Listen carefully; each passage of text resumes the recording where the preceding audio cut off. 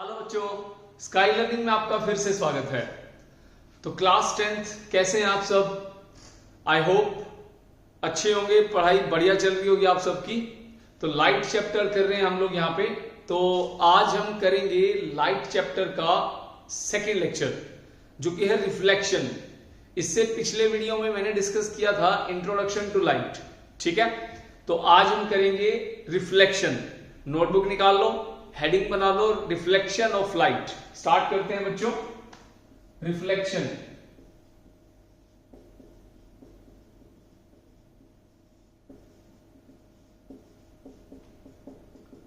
Reflection का मतलब क्या होता है? Bouncing back of light, bouncing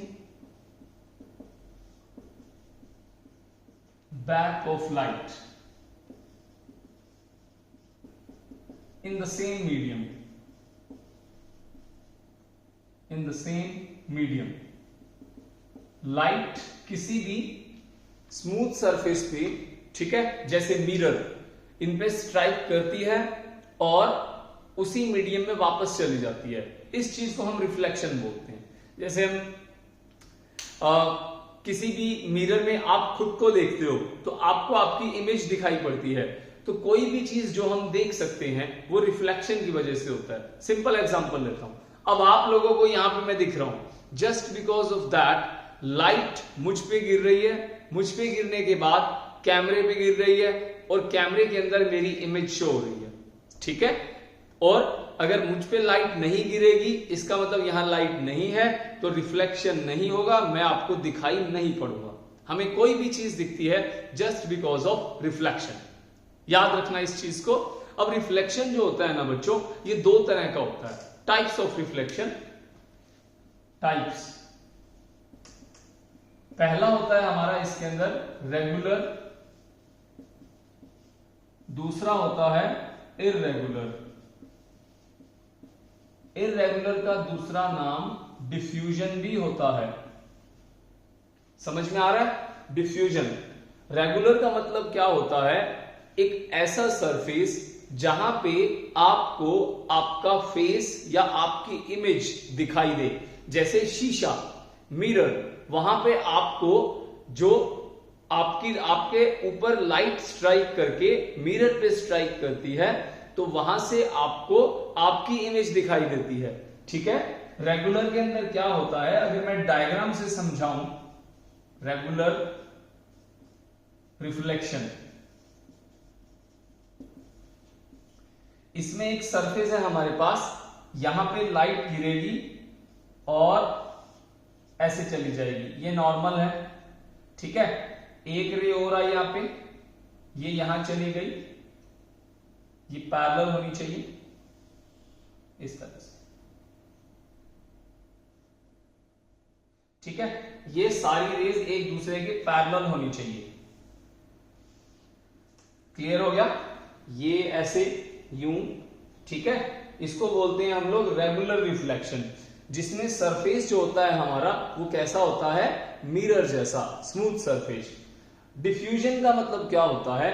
अब आपको सामने बोर्ड दिखाई पड़ रहा है, ठीक है, आपको मैं दिखाई दे रहा हूं, क्या आपको मुझ में आपका फेस दिखाई पड़ रहा है? आई मीन टू से, आपको मेरी टी शर्ट पे आपकी शक्ल दिखाई दे रही है? नहीं। आपको बोर्ड पे आपकी शक्ल दिखाई देगी? नहीं।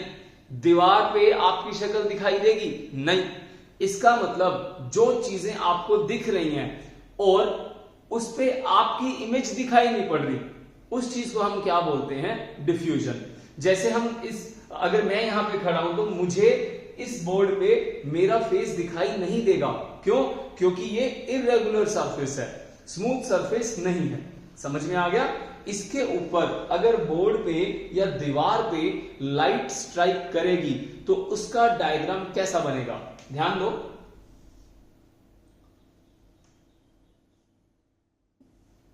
पहली बात तो ये सरफेस ऐसा नहीं होगा, इसको आपको ऐसे दिखाना पड़ेगा, रफ सरफेस। इस तरह से यूं जाएगी लाइट, तो इस तरह से एक इररेगुलर सा पैटर्न बनता है, ठीक है। इसमें देखो आप तो पैरेलल बनेगा, अब ये मत कहना सर आपकी ड्राइंग अच्छी नहीं है, मैं दोबारा बना देता हूं। देखो ये लाइन, फिर एक ये लाइन बना दी मैंने, तो यहां से इसको ऐसे भेज दिया, यहां से इसको ऐसे भेज दिया, ठीक है। तो ये देखो ये पैरेलल जा रही है, ये इसका नॉर्मल हो गया, ये इसका नॉर्मल हो गया। अभी सिखाऊंगा ये नॉर्मल कैसे बनता है, 1 मिनट दो मुझे। ये इसके हो गए, समझ में आ गया। इसमें देखो एक पैटर्न सा बन रहा है रेगुलर, इसमें इररेगुलर। तो रिवीजन इसकी, रिफ्लेक्शन कितने प्रकार का होता है? 2। पहला कौन सा? रेगुलर। रेगुलर मतलब शीशे में मुंह देखना, इररेगुलर मतलब दीवार में खुद को देखना। तो दीवार में आपको आपकी इमेज दिखाई नहीं देगी, बट आपको दीवार दिखाई पड़ रही है। तो चीजें दिखती कैसे हैं? रिफ्लेक्शन से। समझ में आ गया? क्लियर हो गया? आगे चलते हैं। अब आता है रिफ्लेक्शन का थोड़ा सा लॉ पढ़ेंगे, लॉज ऑफ रिफ्लेक्शन, ठीक है। हेडिंग डाल लो, लॉज ऑफ रिफ्लेक्शन।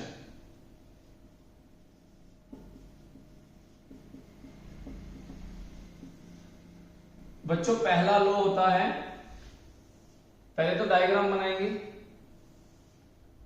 ये हमारा सरफेस है, इसको बोलते हैं हम लोग मिरर कह लो या प्लेन मिरर कह लो, ठीक है। ये नीचे से कैसा होता है? ओपेक। पेंट होता है ना, शीशे के पीछे पेंट देखा होगा आपने, ब्राउन कलर का, ब्लू कलर का, ये वही है नीचे। तो ये हमारा पेंट है, पेंटेड सरफेस। और शीशे के ऊपर आपने देखा होगा एक कोटिंग होती है, सिल्वर की कोटिंग बोलते हैं उसको, ठीक है। सिल्वर क्यों यूज करते हैं? क्योंकि उसका रिफ्लेक्टेंस बहुत ज्यादा होता है, उसको लाइट ना रखने की आदत नहीं है। जो लाइट आई थोड़ी सी एब्जॉर्ब करेगी, गर्म होएगी, बाकी लाइट वापस तुम रखो, उसे नहीं चाहिए। तो ये ऊपर वाला सरफेस कैसा है? ये वाला शाइनी सरफेस है। ये जो रे आ रही है इसको बोलते हैं इंसिडेंट रे, इंसिडेंट रे, और इसको बोलते हैं reflected ray.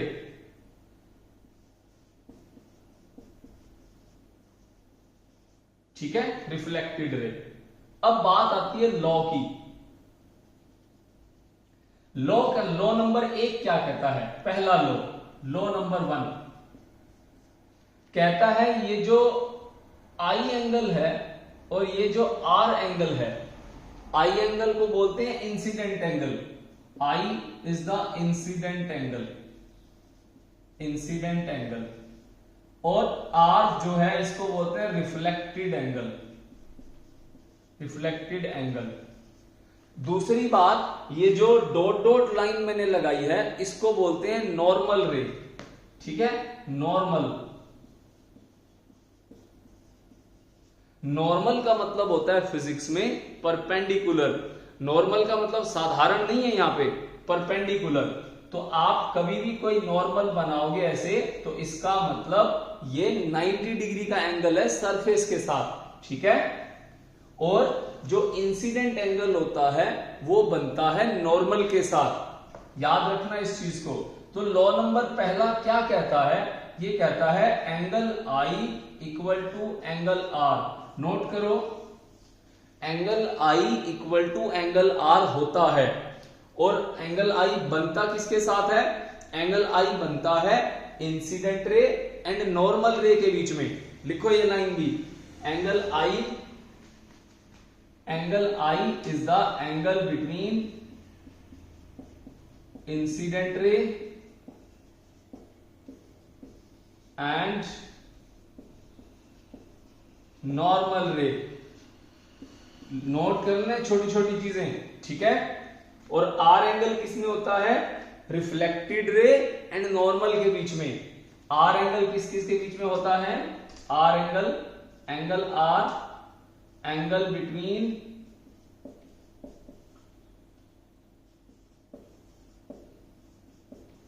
Reflected ray and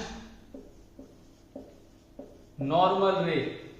note करो इसको फटाफट। अब पहला लॉ क्या कहता है? Angle I equal to angle are होता है। अभी इसको आप समझते हैं, मिटा दू, फटाफट नोट करो इसको। ओके,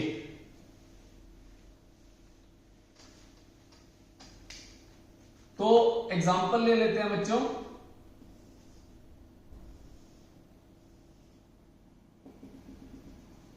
मान लो ये 30 डिग्री है, तो ये वाला रिफ्लेक्टेड रे है और ये क्या है, इंसिडेंट रे। तो ये वाला एंगल कितना होगा, 30 डिग्री। और इस पॉइंट को बोलते हैं point of incidence, point of incidence. समझ में आ गया, क्लियर हो गया। अगला सवाल तुम करके दिखाना अभी मुझे।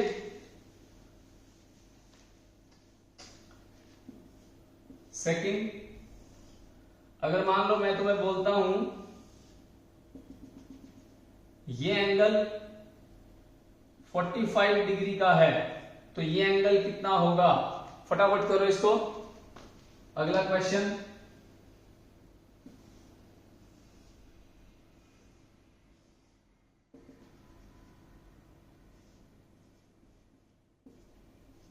अब बताओ मुझे, फटाफट बोलो। अगर ये 45 है तो ये कितना होगा, कितना होगा, 45। बताने का तरीका है कमेंट सेक्शन में कमेंट कर देना, ठीक है। 45 क्लियर हो गया। और ये कितना है, 30 डिग्री। तो ये वाला एंगल कितना होगा, ये आप मुझे कमेंट सेक्शन में कमेंट करके बताओगे कि ये वाला एंगल ये होगा। और करने का तरीका क्या है, question number 3, answer is this. Clear हो गया। इसमें आई एंगल और आर एंगल ये आप मुझे कमेंट सेक्शन में कमेंट करके बताओगे। क्लियर है, आगे चलते हैं। दूसरा लॉ नोट कर लेना इसको। Second law, second law, all rays like incident ray, reflected ray and normal ray lie in a same plane. All rays are lie in a same plane. Plane का मतलब क्या होता है, एक मिनट के लिए ध्यान दो। आप जिस रूम में बैठे हो उस रूम के कोने को देखो, उस रूम के कॉर्नर के अंदर आपका एक दीवार ऐसे मिल रहा है, एक दीवार ऐसे मिल रहा है और एक छत की तरफ जा रहा है। देखो रूम के कॉर्नर को इस तरह से ऐसे, ये ऊपर की तरफ जा रहा होगा, ये आपकी तरफ आ रहा होगा, ये दूसरी तरफ। इसको x मान लो, इसको y मान लो, इसको z मान लो। जो आपका फर्श है, जो आपका फ्लोर है, वो कौन सा हो जाएगा, अगर आपने नीचे वाले दोनों को, ये नीचे वाले हैं, एक रूम के इधर जाएगा, एक रूम के इधर आएगा। जो आपका फ्लोर है उसको बोलोगे एक्स वाई प्लेन। कौन सा प्लेन, एक्स वाई प्लेन। और जैसे मान लो मैंने ये एक्स माना है और छत पे जो जा रही है दीवार, मतलब जो कॉर्नर की लाइन जा रही है, उसको माना है जेड। तो ये बोर्ड कौन सा हो गया, एक्स जेड प्लेन। समझ में आ गया। कमरे के कोने को देखो, उस कॉर्नर को ओरिजिन मान लो, 3 लाइनें जा रही हैं, एक जाएगी ऐसे, एक जाएगी ऐसे, एक जाएगी ऊपर। उनके नाम रख दो एक्स वाई जेड। समझ में आ गया।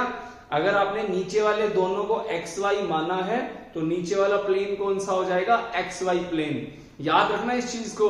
11th-12th के अंदर मेडिकल नॉन मेडिकल में ये चीजें बच्चे को बड़ा कंफ्यूज करती हैं कि प्लेन कौन सा है, क्या प्लेन है, कैसे मैग्नेटिक फील्ड आ रहा है, कैसे इलेक्ट्रिक फील्ड जा रहा है। तो ध्यान रखना इस चीज को। समझ में आ गया। All rays are lying in the same plane. आज के लिए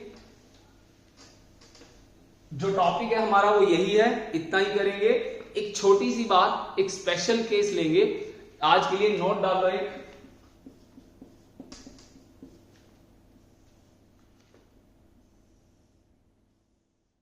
बच्चों इसको बोलते हैं इंसिडेंट रे। अब बच्चों अगर मान लो ये आगे मिरर ना होता, मान लो ये नहीं होता, तो ये रे ऐसे जाती, ऐसे जाती ना, नीचे की तरफ ऐसे जाती, बट ड्यू टू मिरर वो ऐसे बेंड हो गई। इसको बोलते हैं डेविएशन, डाइवर्जन। जैसे हम रोड पे जा रहे हैं, रोड सामने खराब है, काम चल रहा है, तो क्या लिखा होता है वहां पे? डाइवर्जन, कि इधर जाओ कि इधर जाओ, ऐसे होता है ना। क्यों? क्योंकि सामने ऑब्स्टेकल है। तो यहां पे एक ऑब्स्टेकल है, अब रे ऐसे चली गई, जो ये वाला एंगल है, ये वाला, ये कौन सी है? इंसिडेंट, और ये कौन सी है? रिफ्लेक्टेड। बिना ऑब्स्टेकल के लाइट नीचे जाती ना, तो ये वाला जो एंगल होता है ना बच्चों, इसको बोलते हैं डेविएशन। बिल्कुल आसान है, समझने की बात है। देखो, अगर मैंने बोला ये एंगल आई है, तो ये एंगल क्या होता है बच्चों? आर होता है। अब आपने लाइन्स एंड एंगल वाला टॉपिक पढ़ा होगा क्लास 8 इसमें 9th के अंदर है, ट्रायंगल्स वाले जो हैं, एंगल वाले जो चैप्टर्स है मैथ्स के अंदर, उसमें आपने पढ़ा है ना, ये वाला एंगल पूरा, ये वाला एंगल कितना होता है बच्चों? 180 डिग्री, ये 180 डिग्री होता है। अब यहां पे अगर ये एंगल और ये एंगल इक्वल हैं, तो ये वाला एंगल कितना हो जाएगा? 180 माइनस इन दोनों का सम। क्लियर है? तो मैं लिख रहा हूं बच्चों डेविएशन की वैल्यू, डेविएशन किसके इक्वल होता है? Deviation angle equal to 180 minus I plus R. Clear है? समझ में आ गया? अब आपको पता है ये दोनों इक्वल होते हैं लॉ के अकॉर्डिंग, तो आंसर कितना आ गया? 180 माइनस 2i भी लिख सकते हो, 2r भी लिख सकते हो, या 2r। समझ में आ गया? क्लियर है? चलिए आगे, एक छोटा सा सवाल, आप इसको करके कमेंट सेक्शन में कमेंट करोगे, ठीक है? अगर मान लो मैंने आपको बोला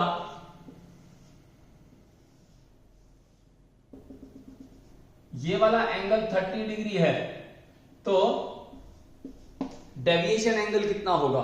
ठीक है, एंगल इंसिडेंट 30 डिग्री है, तो आपको क्या करना है? आपको डेविएशन एंगल का आंसर देना है। ठीक है बच्चों, आगे मिलेंगे नई वीडियो के साथ, ठीक है? नया टॉपिक करेंगे, इसके आगे जो हमारे जो कॉन्वेक्स कॉनकेव मिरर हैं उनके बारे में डिस्कशन करेंगे। तो ठीक है बच्चों, तब तक के लिए बाय बाय, टेक केयर, पढ़ाई करते रहो, ऑल द वेरी बेस्ट।